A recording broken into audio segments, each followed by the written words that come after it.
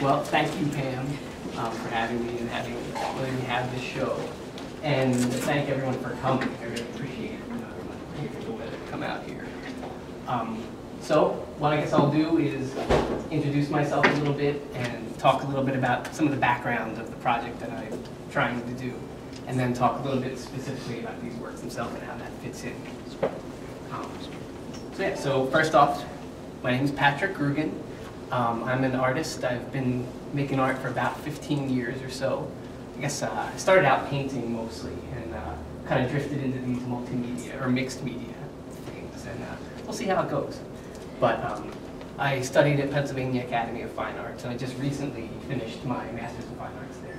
So I'm trying to embark on the career here. And, this is my first solo show, so I'm very, very excited to be here. And the other thing that I want to talk about is that I've been doing organizing work around issues like healthcare and education and jobs at living wages and housing and things like that for also, I don't know, I guess since I was 20 or so almost 20 years. And I work now with a group called Media Mobilizing Projects, which is a Philly organization and works with a number of different organizations trying to work for the betterment of people in our city. So those are the two sides of this dynamic, the art and the trying to do social change work to make the world a little bit better place. And so recently, somewhat recently, kind of thought, well, duh, maybe those two things can go together. And so I've been trying to kind of figure out what might a marriage between these two things that I'm passionate about look like. So what I did, I started doing some study of how arts, different kinds of arts, have been involved with and work together in connection with social change movements. And I found that there's a really rich history there. There's a lot more than I thought. From the songs of the civil rights movement to the graphic arts and posters, the labor organizing, and from all different countries and places. Just a lot of really interesting work, and it's a pretty neat thing, I think, because if you want to change the world, one of the things you want to do is get ideas across. So how do you do that, particularly now when we've got 24/7 information, always, always, always. And it turns out arts are really good at presenting ideas in such a way that you want to look, you're interested and engaged, as opposed to kind of crushed by the facts of what's going on in the world. So that's,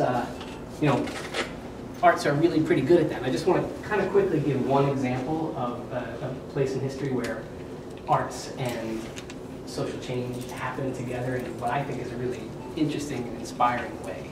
And that is the Irish literary renaissance together with the movement for independence of Ireland. And if at any point you want to stop or ask, or just, you've been talking too long, you gotta shut up, just let me know. All right. So the scene is the end of the 19th century. Some of the most promising organizing around Irish independence behind a leader named Charles Stewart Parnell has just crashed and burned, and with it a lot of the hopes of Ireland as a country getting independence from England.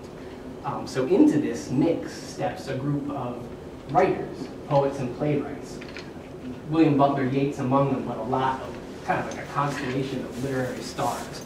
And what their aim was to make really, really good literature that would speak to the experience of what it means to be an Irish person, and not the kind of culture that the colonizers of England put on Irish people, but really kind of by and for Irish people. And so one of the things that came out of that, they drew on Irish history and legend and these kind of heroic myths from the past and heroes from the past.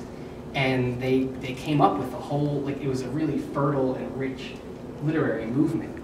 And one of the kind of institutions that came from this was the Irish National Theatre. And really interesting to me because it was a group of people who together wanted to build the literary culture of Ireland. kind of as an argument about why Ireland ought to be its own free country. And it was interesting to me also too. It was experimental. You kind of got to figure it out as you went. And it was not propaganda. It was meant to be art in the highest sense, and there was not like a political line you had to toe. So people kind of had points of view all over the place. But the interesting thing is that some of the work that came out of this, including a play called Kathleen the Houlihan, really just inflamed people. It kind of caught fire, and it was hugely influential among the time. No, so there's that, and then there's another kind of cultural movement that happened at the time called the Gaelic League. And what their aim was to teach people Gaelic again, which Gaelic had been suppressed in the past century. You had to learn English. And so they wanted to teach Gaelic and write and speak and make sure people had access to their own language. They also were part of reviving Gaelic dance and Gaelic sports and holidays and stuff. And so another way of really kind of reviving like a truly Irish culture. So these two things together really kind of helped to create a new idea of what it meant to be Irish. It's not just being the people who are under a colonial oppressor, but people with like a rich history and myth and legend. And so it caught people's imagination, and specifically, there was a lot of organizing happening at the time around both Irish independence, but also workers' rights and trade union movement. And they were able to take some of this new way of thinking about how to be Irish and use that, and it gave people new thoughts to think in, a new kind of self-respect.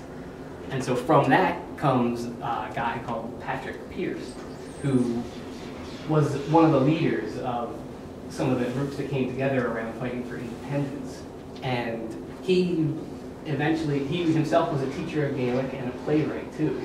And he was the person who, on the steps of the post offices in Dublin in 1916, read out the Proclamation of the Republic, which is essentially like our Declaration of Independence. And that touched off the Eastern 1916 uprising, and then there's 6 years of fighting, basically. And then in 1922, there's the formation of the Irish Free State. So you've got this direct link between people who are doing specifically cultural work and trying to do the best cultural work that they could do, to creating a new way to think about, kind of affecting people's hearts and minds as Irish people, to fighting for independence. And so it's, to me, I find that really inspiring. And so that's the phrase "standing on the shoulders of giants." Those are the giants that I want to stand on, whose shoulders I want to stand.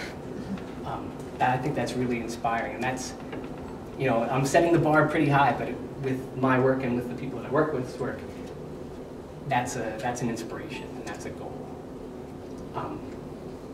So I can switch over to talking about this stuff, but I wanted to know if anyone had any thoughts or questions.